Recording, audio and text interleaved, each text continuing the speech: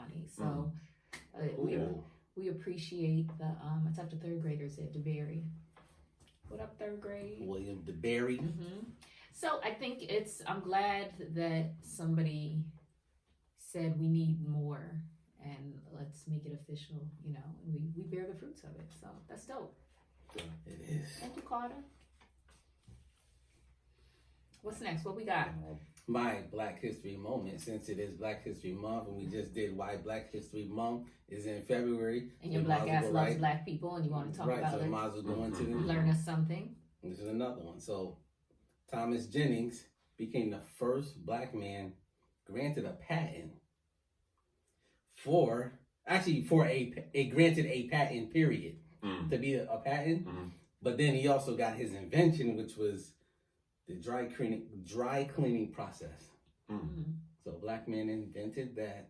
So you're not surprised with none of this no more, huh? No, because anything that was created on U.S. soil that's connected to labor, I would assume a black person created it, because that's who is hands-on doing the labor, and that's who's trying to figure out what is the most efficient, effective way to do this without us hurting ourselves or burning ourselves out. How can we do this better? Of course. I'll be surprised, honestly. Any white person. I'm surprised. Did y'all really in 18 what? I doubt. And down south. Yeah. No, you did not. I know, and a lot of times I believe you stole it. Right, because like black people weren't given credit for the things that they were creating. And I'm sticking to my story, which is Betsy Ross didn't sew the flag. Oh yeah, I'm sticking to it. I believe you. I bet. Can't nobody prove she really did it. Yeah. Yeah. Find me her handmaid.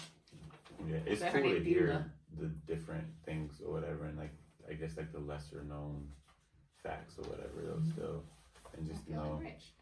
Thank you, brother, for dry cleaning. There's been a lot of lying of history, so you know. Sure has. It'll probably come out that she never had nothing to do with sewing that flag. Yeah.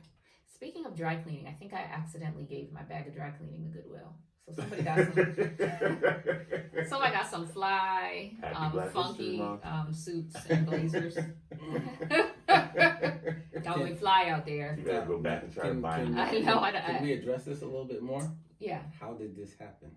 Well, because I purge. So you may not know this about me, but I like clothes. I love clothes. I buy lots of clothes. I have lots of clothes. And every now and then, if I can't fit everything where I want it to go, then I start to pull stuff out. And so I'm realizing there are things that are missing that I didn't notice were missing. So that's also like, right. Then I was like, where is that? And I was like, wait, I think I put that in a bag for dry cleaning. So somebody walking around with a LJ suit. It's funky, but it's Was cute. it one item, two items? It was about three, a couple blazers and a suit, I believe. Now, was this one of your favorites? Was it something like it happened? Something I didn't. It's not in heavy rotation because I would have. You would have noticed it. I would have noticed it. So. Okay. So yeah. It's good to get rid of the extras. It is. Like getting rid of it is. It really is. I purge and just wear the stuff that I like that makes me feel good. Yeah. I like stuff. I purge so much stuff because I have a lot of clothes. Mm-hmm. Like 3 or 4 garbage bags. Yeah, this is what I'm saying. I feel good when I do that. It feels good. And the other thing to think about when we start to think about taking care of the earth, and I don't want to linger here too much, but when we start to think about taking care of the earth, the fashion industry creates like the most waste. We talk about food, but food rots and disappears. Yeah. Fashion is a lot of waste. Yeah. And as of late, it's been worse because we're avoiding using animals. And we're on a different type of time and different kind of cycle with the clothes being cheaper and less. I don't want to necessarily say they're all less durable, but people are buying and replacing things more often than they were in the past. They're wearing things infrequently. I didn't know that was an issue, and I watched like a thing about that. I read somewhere that one place like burned items or tore them up when they weren't going to sell them anymore. Like they don't give them away; they don't allow people to take them. Like they destroy them. So that's when you said dry cleaning. I thought of that. Yeah. Okay. But anyway, so let's talk about the evolution of what we call ourselves. So as far as Black people, we have had a whole lot of names. We've been niggers, we've been colored, we've been Negroes, coons, spooks. we've been Right. the derogatory is infinite. And you mean the real? Okay. The real, like the racial classification name. Yeah. Okay. But niggers was like official. That would be like on a flyer, wasn't it? Yeah. Negroes, like, niggas. Niggers, niggers. With the ER. With the ER. With the ER. Nigger. Doesn't that still tingle a little bit when you say that? Nigger. Color. And so where did we land now? Right now, what's in heavy rotation? Nigger is the most recent addition to the language.